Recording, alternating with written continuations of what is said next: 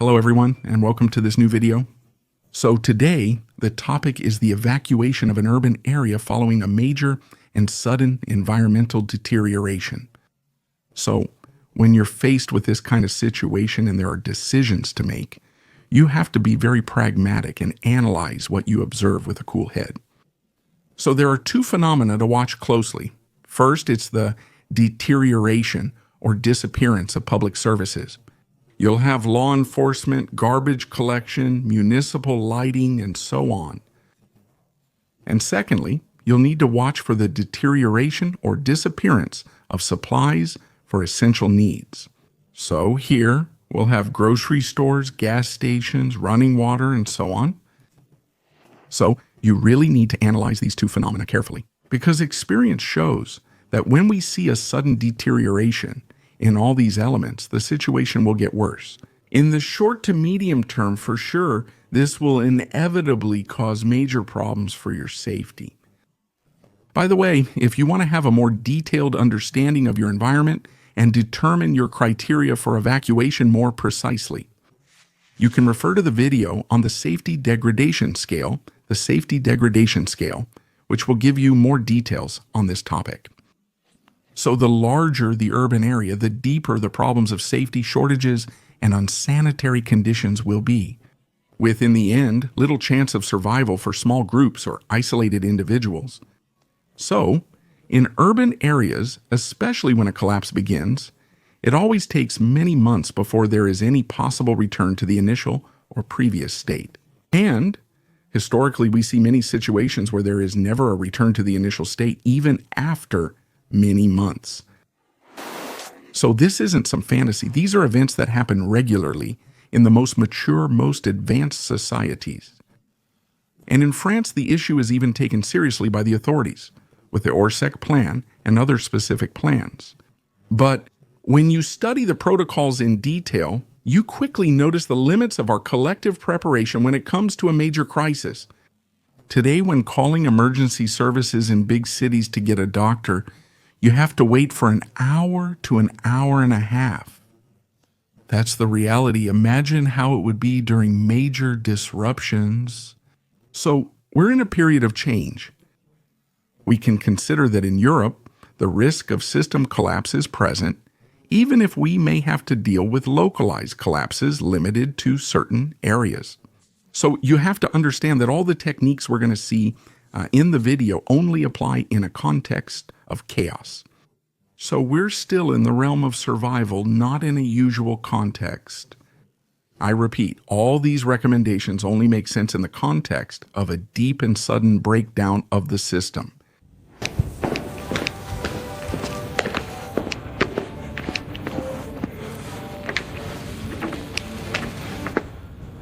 Before withdrawing from an urban area, it's quite clear that we're going to need a fallback location, so if possible, we'll have to find a place to go in a rural area.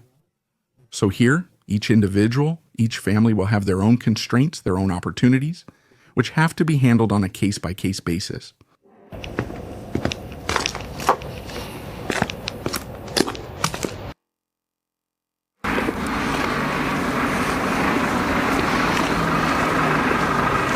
So what we can say in general is that you need to have prepared the ground and have a well-defined fallback location.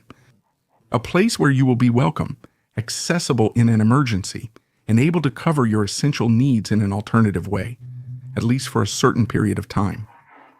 In this scenario, the ground determines the course of action. Once again, all aspects will need to have been tested and validated by at least some feedback from experience. In cities, unsanitary conditions can rapidly become problematic. Without garbage collection, for example, in just 1 week, you already have a proliferation of rats and cockroaches. In an apartment, you are completely dependent on municipal services. Without water, without electricity, without gas, it quickly becomes unlivable.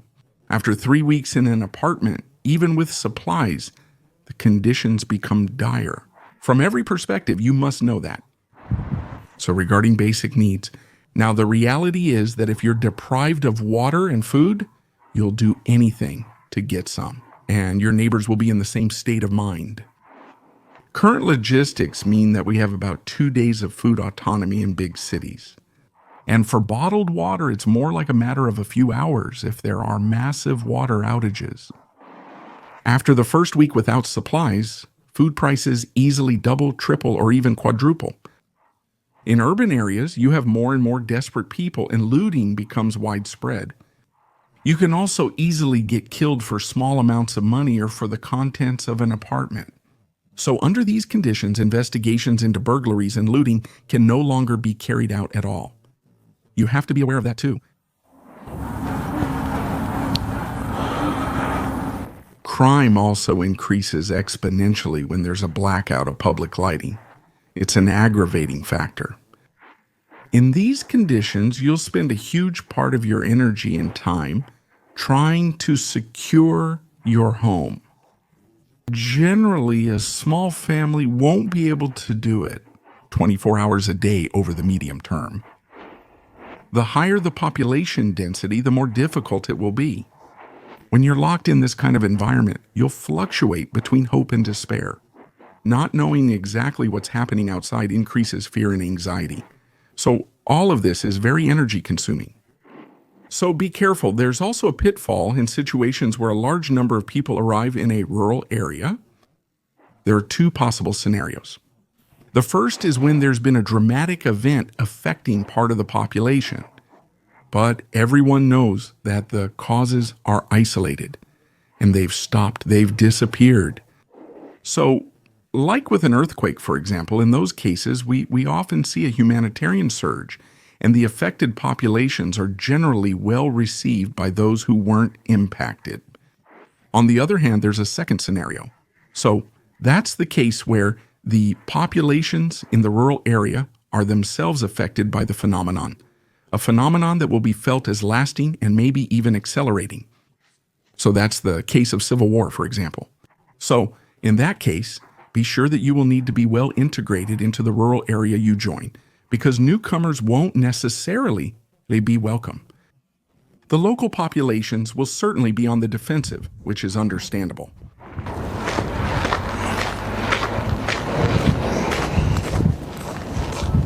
In rural areas, with at least a minimal presence, essential needs will generally be easier to meet in terms of water, food, security, sanitation, and energy. Also with firewood. The quality of life will, in these circumstances, be greatly improved for all individuals and within the family setting.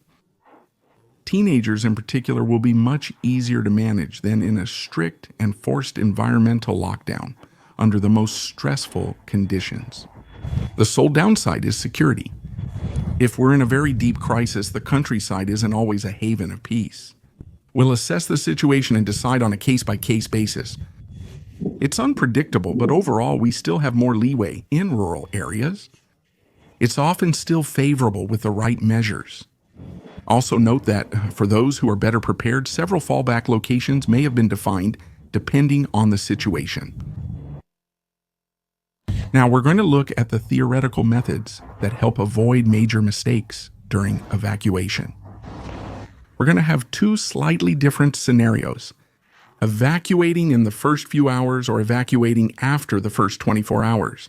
Evacuating in the first few hours is by far the best option. We observe a favorable evacuation window during the first 24 hours or so.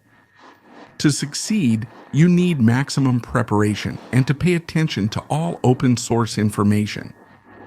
It's better to evacuate too early, even if your assessment is wrong, than to try confirming it at all costs. At the risk of being unable to evacuate, being trapped in an environment that will soon become uninhabitable. During this time, you can take a car, two-wheeler, bus, or train, depending on the situation.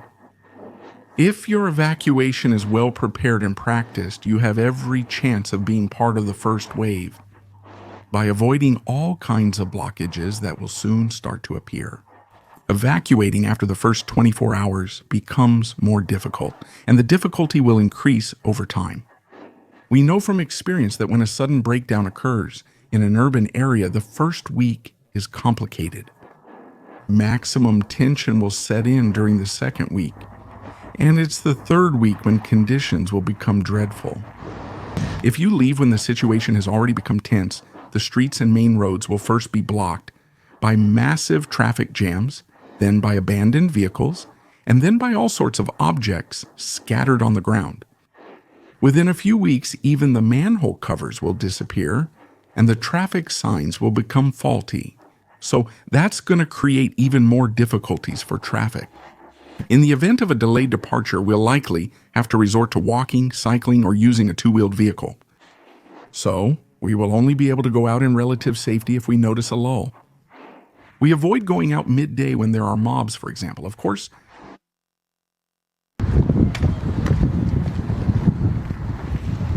good preparation saves a lot of time. By doing a full simulation, you can refine the evacuation process and have a realistic experience. When the day comes, you need to be aware that things don't always go as planned, and you have to be ready to adjust your plans accordingly. So you'll need to think carefully about situations that don't fit your initial plan, and you'll need to develop an alternative plan for each scenario so that nothing is left to chance. This way of approaching things will allow you to keep control of the situation and be proactive rather than reactive. All situations must have been studied calmly and in advance. If something unexpected comes up, it's simply a secondary branch of your decision tree. Your evacuation continues according to the new parameters for which you have also been prepared. So, with this kind of preparation, no doubt will settle within your team. This will give you a tactical advantage and will also allow you to be very quick in the field. You will also maintain a success mindset within the team, which is significant.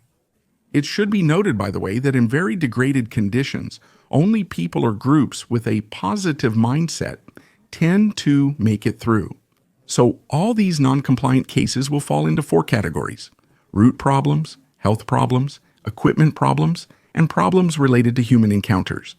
I won't go into detail, but each item must have been studied and everyone must be informed. In degraded conditions and when violence against people increases, we see a lot of assaults at the entrance or exit of homes, right in front of the home, and also around private vehicles. So you will need to be very vigilant when leaving your home, and one of the best times to leave will be at dawn. That will allow us enough discretion at a time when many people are asleep, and it will give us the maximum margin to move around and leave the city. During the day, get ready at night without being noticed from outside. Under these conditions, in times of major unrest, there are very few people moving around in the streets day or night. The remaining people are generally very discreet. Adopt these habits if you want to survive. The neighborhood must not be aware. This isn't a matter of style. The less people know about you and your intentions, the better off you'll be. Regarding the neighborhood, you can inform your family if you have a good relationship with them. And a rehearsal, once again, for this critical part of the evacuation will be very useful.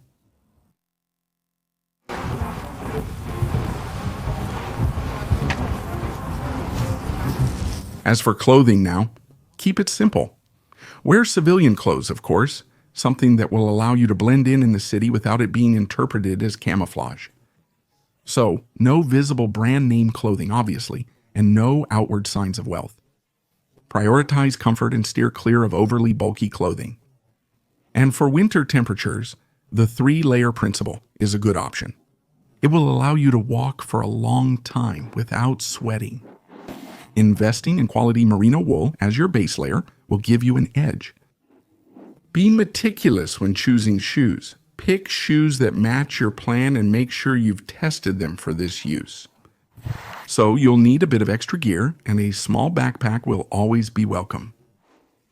Be careful not to end up in the city on foot with a huge backpack. If you're on foot, there's even some risk in carrying a small backpack, as it will always attract some envy. So the best thing when you're on foot is to be able to adapt to different situations. Sometimes it's better to look lost and desperate, and other times it's better to look strong so you won't be picked as a victim. Be modest, but always keep a proper appearance so you can be credible in front of the authorities if necessary. So, still in the context of an evacuation, if you have prepared a hidden supply of equipment in a quiet area outside the city, you will certainly be able to reach that location. Equip yourself, get some food. So it's a strategy that's not always easy to put in place. But crossing a turbulent area on foot with minimal visible equipment, and it's often a guarantee of success. You will attract less envy, less suspicion, and you'll be more comfortable, quicker in your movements. For the evacuation bag, I'll just give a few basics. It needs to be ordinary. It needs to be small, about 10 liters like this one. Don't overload it. Don't forget the issue of water and the minimum you need for food and energy. Don't forget lighting, binoculars, your documents. Your equipment will obviously depend on your plan and the season, which can really vary depending on the situation. Bulletproof vests, plate carriers, and similar protective gear are regulated in this jurisdiction. But it's clear that in survival conditions, discrete equipment will be useful. There is civilian equipment that is available for sale, suitable, not too heavy, and can be useful in these situations.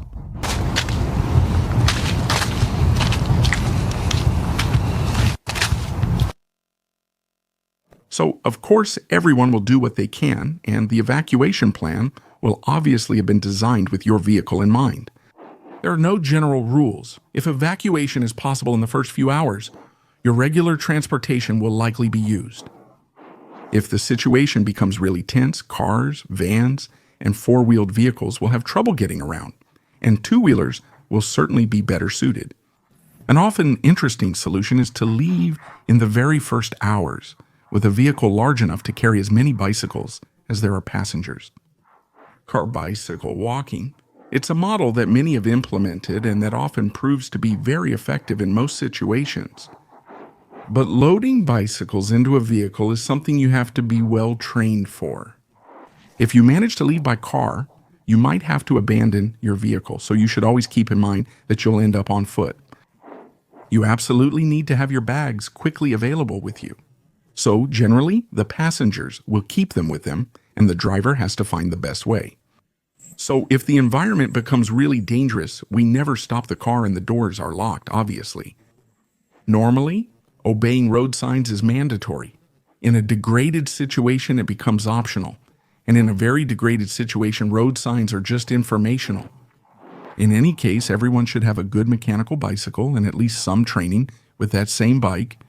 It remains a low-cost, effective, and resilient option, as there are no electric or electronic components involved. So when you're on two wheels, never ride through a crowd. Stay as far away from pedestrians as possible because you can easily be knocked down and have your vehicle taken. That's common. Depending on your plan's specifics and the crisis intensity, we can also consider electric bikes, electric scooters, why not, anything really. But keep in mind that there are still means of transportation on which or with which you will be more vulnerable. So, everything can be interesting, but you need to know the consumption, the range, and especially keep the batteries charged and up to date. Always keep at least half of the energy potential in the vehicles you plan to use. So always, this is a mandatory point, you have to be equipped for walking, because 90% of evacuations end up on foot, especially during natural disasters. So, for walking, you need well-tested equipment, that's important, and you need to know everyone's abilities. Be careful, it only takes one person in the group with unsuitable shoes to put the whole group in trouble. On foot, if you're waiting in a train station or a bus station, for example, don't wait standing still, but rather walk around in a quiet area. Blend in with the flow of pedestrians. Keep moving while you wait. When you have a choice, avoid walking either in the crowd or in completely empty streets. When possible, prefer to move through small streets so that you are visible for less time on each segment of your route.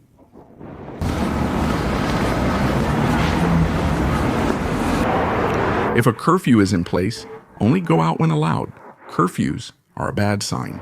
It means you're probably acting a little too late.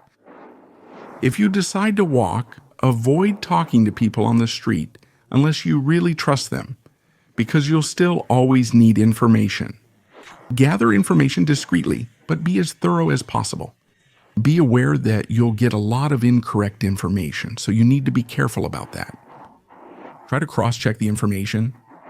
Regarding wearing a backpack, try to have a narrow backpack with straps that don't stand out too much against your clothes, so as to be as unnoticeable as possible when you're walking head-on.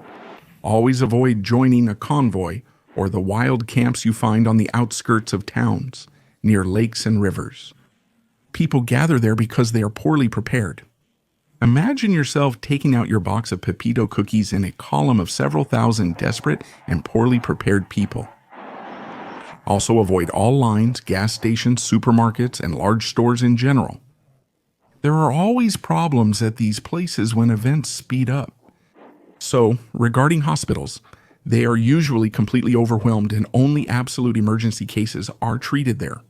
Medication shortages occur nearly instantly. In these circumstances, hospitals are no longer safe shelters and should be avoided. So, now we're going to talk about war or civil war situations. So, what we can say is that you should avoid staying in urban areas because there are many risks. So, that seems obvious. But historically, we see that a large part of the population chooses to stay in these areas until the very last moment, even in the worst conditions. You have risks of airstrikes, chemical risks, chemical attacks. There are a lot of neighborhoods set on fire, often the historic districts. So that's actually one of the biggest problems that the people who stayed behind are going to face. So depending on the situation, we also often find civilians who can be used as human shields. So there are plenty of good reasons to evacuate the area.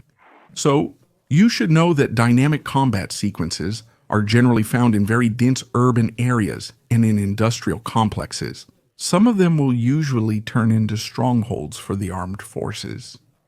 So those are still areas to avoid. In the same way, in urban areas with very dense buildings, there is no front line in the classic sense of the term. So, the only way to maintain order or occupy this type of area is to set up a very dense network for the personnel involved with a lot of staff in order to limit the freedom of action of troublemakers. So you can imagine that this kind of environment won't be a situation for the future, neither for you nor for your family. One more thing. If the authorities ask the civilian population to evacuate, it will certainly be to set up a free fire zone. So that's part of the doctrines that can be used. So if that's the case, don't hesitate for a second. Don't stay there, constantly in a state of war or civil war. Now, for your movements, avoid the main roads, which are routes used by the armed forces for their movements, especially during the occupation of cities. So wide boulevards, open roads, and large squares quickly turn into shooting fields. Cities with very tall buildings, towers, and apartment blocks will turn into observation posts and firing positions, and will offer good protection to the different factions. Once again, they must be avoided. If you have to cross this kind of area, try to spot where the bursts or gunfire are coming from. So, be very attentive to embankments, barricades, freshly disturbed debris, grooves, and dark openings in buildings. So, a small pair of binoculars is very useful in these situations. One of the best uses I know of in the city. Use them discreetly. I'm also returning to the images of civilians evacuating during war. Air-to-ground and ground-to-ground strikes causing many casualties are regularly reported, like in Grozny in 1999. You should know that when mass evacuations are poorly organized and poorly supervised, it's especially women and children who are the first victims. Avoid.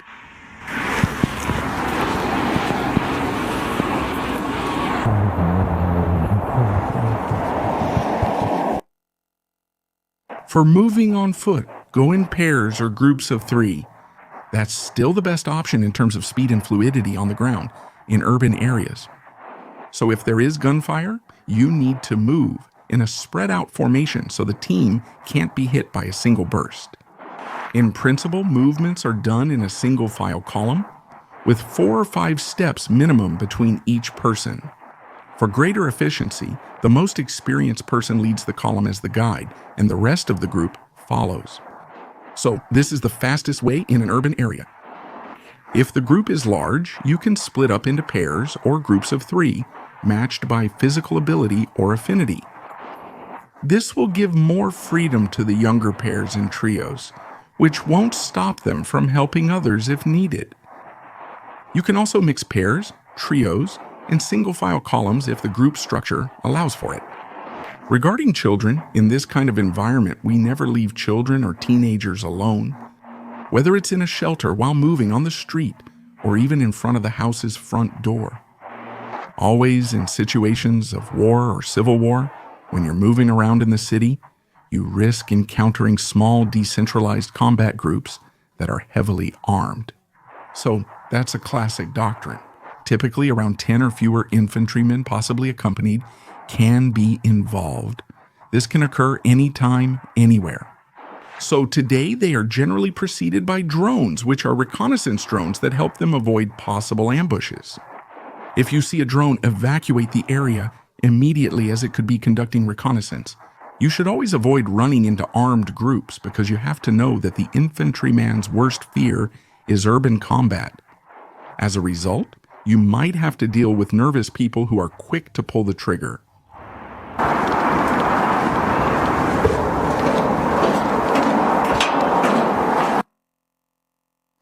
Regarding food distributions now, we generally see 2 scenarios.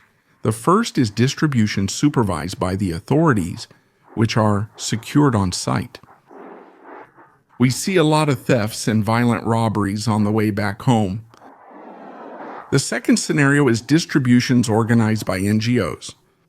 Well, I've seen quite a few, and they usually take place in absolute chaos, even in pacified areas where supply chains aren't completely broken. Regarding these food distributions, you really have to avoid going to those places. And in any case, if you weren't able to plan ahead, you absolutely have to go there as a group. Regarding the evacuation centers planned by the Orsec Plan in France, which are generally schools and gymnasiums, it will certainly be better than nothing for desperate people who have no preparation, no personal resources in this new environment. But you should know that these are places of human concentration that will also concentrate a lot of tragedies. So, as a general rule, it will be much more comfortable to have at least some preparation and to manage your own well-planned evacuation than to end up in this kind of place. Your preparation will even become a civic act by avoiding overcrowding these centers so that they are left for those who need them most. It is each person's responsibility to decide whether they want to arm themselves or not. We're discussing a scenario where the state can no longer guarantee security. Under normal conditions, obviously, weapons remain prohibited, so the question doesn't arise. So, for the person who chooses to arm themselves in very degraded conditions, there are still some basic rules that will need to be followed. First, only take weapons you've been trained with and handle well. Secondly, take the time to think carefully before going out armed. Don't arm yourself on a whim because there are actually very few situations that truly require being armed. So you should avoid falling into a mindset of omnipotence, which will inevitably harm you. So thirdly, you only take a weapon when you're sure you'll use it if necessary. However, you shouldn't rely on any potential deterrent effect. Don't bluff with a weapon. Counting on it is often very counterproductive. So still in the context of an evacuation for civilians, you absolutely need to keep your weapon hidden. It must not be visible at all. So that rules out all long guns, which are theoretically more effective, of course. But if you walk around the city with a long gun, you'll very quickly end up in jail. For an evacuation, institutionalized individuals in psychiatric hospitals or those targeted have better options. So also keep in mind that even in troubled times, you'll probably have to answer for your actions one way or another sooner or later. So when authority is restored, even if there's a change of regime, it's this new authority that will take over and judge the abuses. So be sure of that, because that's always what we see in these cases. To conclude, a handgun is certainly the best possible assistance in case of an attack for someone who might have to finish their evacuation on foot.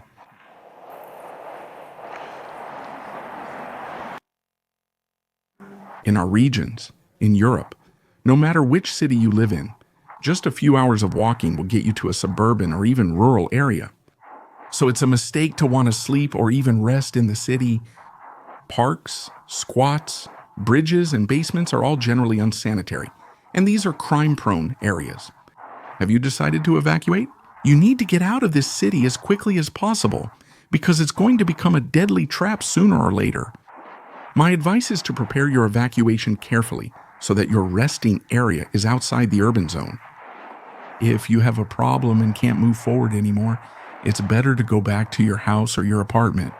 That will probably be the best way to keep yourself safe. There you go. You have the main points of what it's reasonable to put in place. This is a subject for which it's essential to do some real personal work beforehand.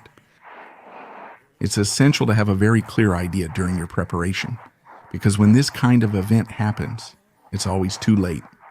The fate of people who haven't anticipated is generally not enviable. Thank you especially to the most loyal among you, and I'll see you all soon for new videos.